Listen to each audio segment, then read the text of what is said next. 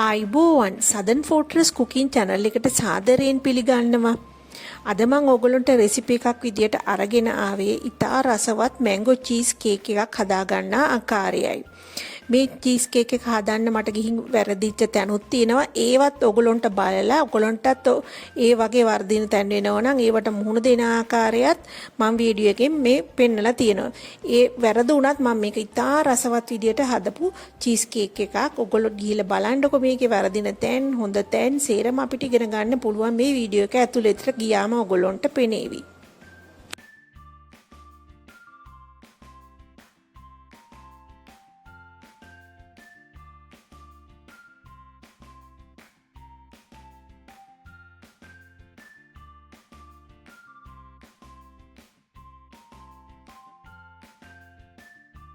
පළමුවෙන්ම අපිට මේ මැංගෝ චීස් එක හදන්න අපිට අවශ්‍ය වෙනවා මේ අඹ ටික ස්ටූ කරලා ගන්න. ඒ කියන්නේ මේක අඹ ග්‍රෑම් 200ක් මම මෙතන ඉදිච්ච අඹ ග්‍රෑම් 200ක් අරන් තියෙනවා. ඒකට සීනි තේ හැඳි 3ක් විතර මම එකතු කරනවා. එකතු කරලා වතුර මේස හැඳි එකක් පමණයි මම මේකට දාන්නේ. ඒක දාලා ඉවරලා අපි මද ගින්දරේ පොඩ්ඩක් පළමුවෙන්ම ගින්දර චුට්ටක් වැඩි කරලා ඊට පස්සේ ගින්දර මද ගින්දරේ අපි මේක උයා ගන්නවා. උයා ගන්නවා කියන්නේ ටිකක් මේක බෙරි වෙනකන් හදා පල්ප් එකක් වන ආකාරයට හදා ගන්න ඕන.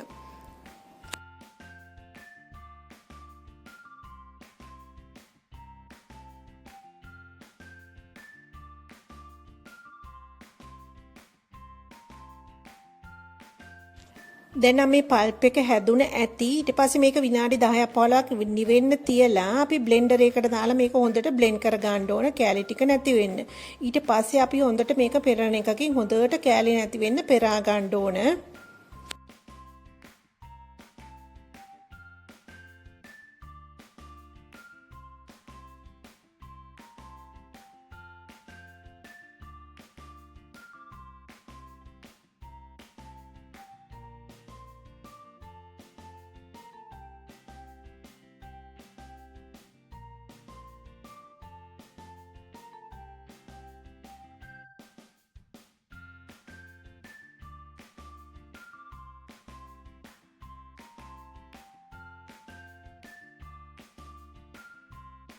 දැන් මෙතන තියෙනවා බිස්කට් ටිකක්.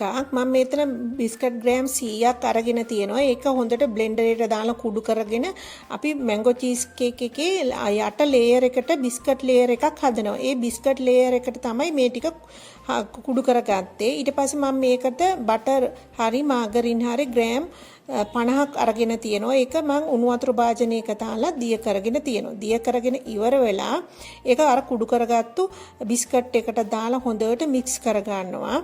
මික්ස් කරගෙන ඉවරලා අපි චීස් කේක් එක හදන මේ ට්‍රේ එක තියෙනවනේ. අන්නේ ට්‍රේ එකට මේක හොඳට තුනී විදියට ලේයර් එකක් විදියට තුනී කර ගන්නවා. ඊට පස්සේ තුනී කරලා ඉවරුණායින් පස්සේ ඒක මම ෆ්‍රිජ් එකේ දාලා තියෙනවා විනාඩි 15ක් 20ක් පමණ කාලයක්.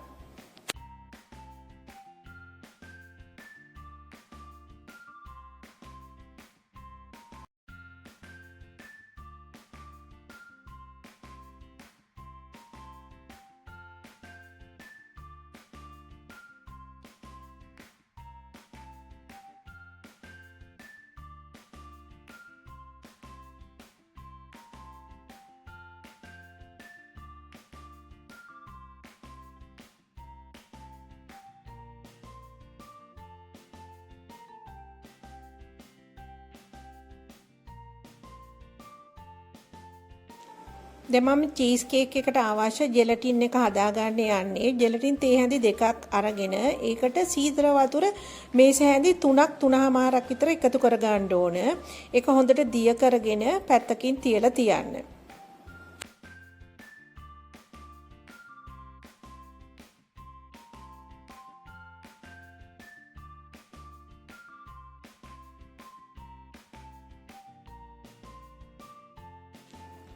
දැන් මම මෙතන ගන්නවා ක්‍රීම් චීස් ග්‍රෑම් 250ක්.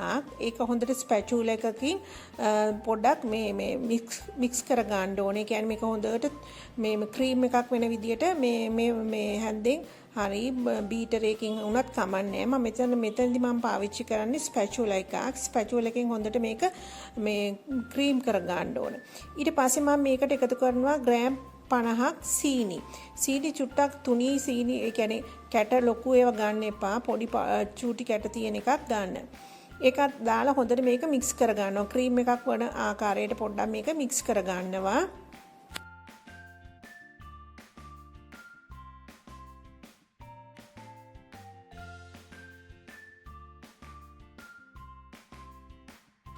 මුලින්ම මේ ක්‍රීම් චීස් එක අපි බීට් කරනකොට අපේ අතට පොඩි තද ගතියක් එනවා. ඔයගොල්ලෝ දිගටම කරගෙන යනකොට ඒක බුරුල් වෙන තුනී වෙලා ක්‍රීම් බවට පත් වෙනවා. ඊට පස්සේ මම මේකට එකතු කර ගන්නවා යෝගට් කප් එකක්.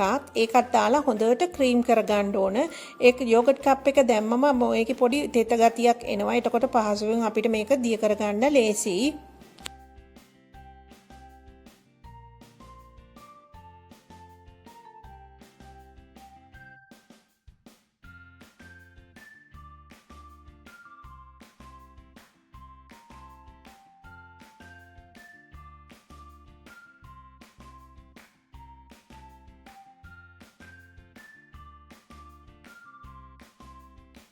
දැන් මම මේ වෙලාවේ ස්පැචුලා එක වෙනුවට මික්ස් එකක් පාවිච්චි කරනවා. විස්ක් එකෙන් හොඳට මේක ක්‍රීම් කර ගන්නත් පුළුවන්.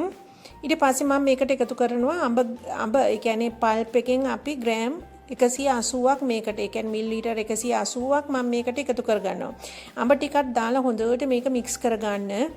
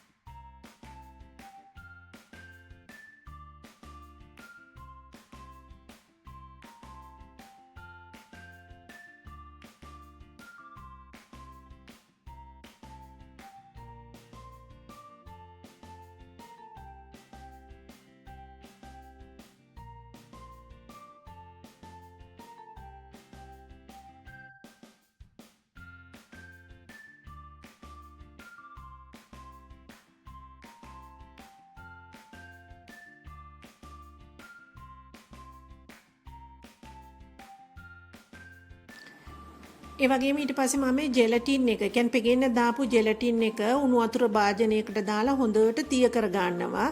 ඊට පස්සේ මම කර වැඩේ අර බටර් වෙච්ච මේ විප් ක්‍රීම් එක විපින් ක්‍රීම් එක වෙනුවට දැන් මට බටර් වගේ එකක් නේ හම්බුනේ. ඒකෙන් කප් භාගයක් විතර ඒකේ කිරි ටිකයි බටර් වෙච්ච ටිකයි අරගෙන මම මේකට දැම්මා. දාලා අපිට බලමු මැංගෝ චීස් කේක් එක හදන්න පුළුවන්ද කියලා.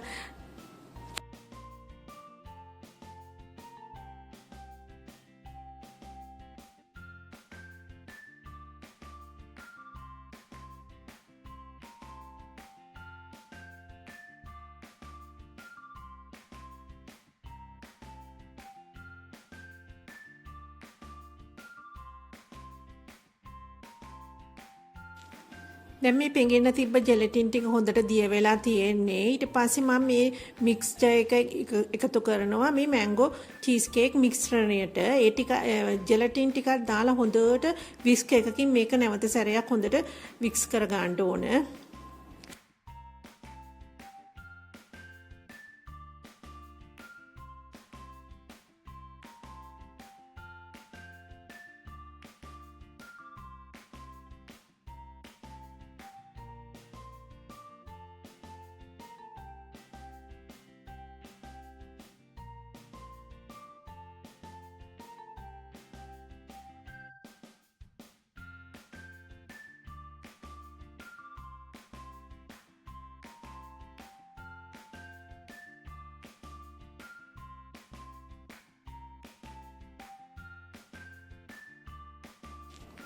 මේ තියෙන්නේ මම විපීම් ක්‍රීම් එක හදන්න ගිහිල්ලා මට වැරදිච්ච ඉතුරු වෙච්ච ටික.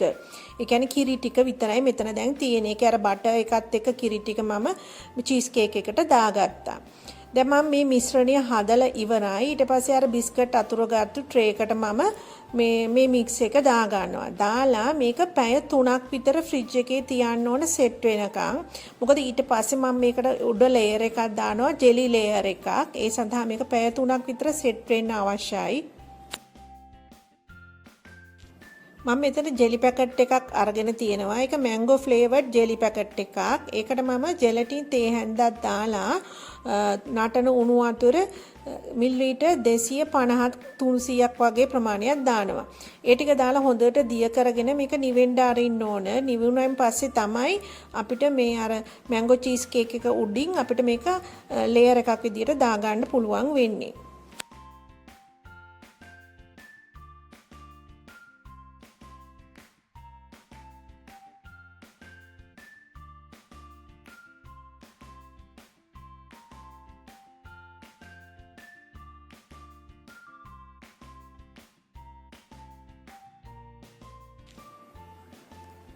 දැන් මේ පැය 3කට පස්සේ චීස් කේක් එක සෙට් වෙලා තියෙන්නේ. මේ වෙලාවේ ජෙලි එක නිවිලා තියෙන්නේ. ඒක නිසා මම මේකට හැන්දක් අනිත් පැත්ත හරවලා තමයි ජෙලි දියරේ ටික අපි මේකට වක් කරන්නේ. ඊට පස්සේ මම මේක තව පැය 5ක් විතර ෆ්‍රිජ් එකේ තියනවා. ඊට පස්සේ තමයි අපිට මේක කෑලි කපලා කන්න පුළුවන් වෙන්නේ. මේ පැය 5කට පස්සේ දැන් චීස් කේක් එක සෙට් වෙලා ඉවරයි. මේක එකපාරට ගලවන්න යන්න එපා. රස්නේ ටවල් එකක් අරගෙන ඒක වටේ ඔතා ගන්න ඕන. ඊට පස්සේ මේ චීස් කේක් එක ටිකක් බුරුල් වෙනවා. ඊට පස්සේ මෙන්න මේ ආකාරයට අපිට චීස් කේක් එක ගලව ගන්න පුළුවන්.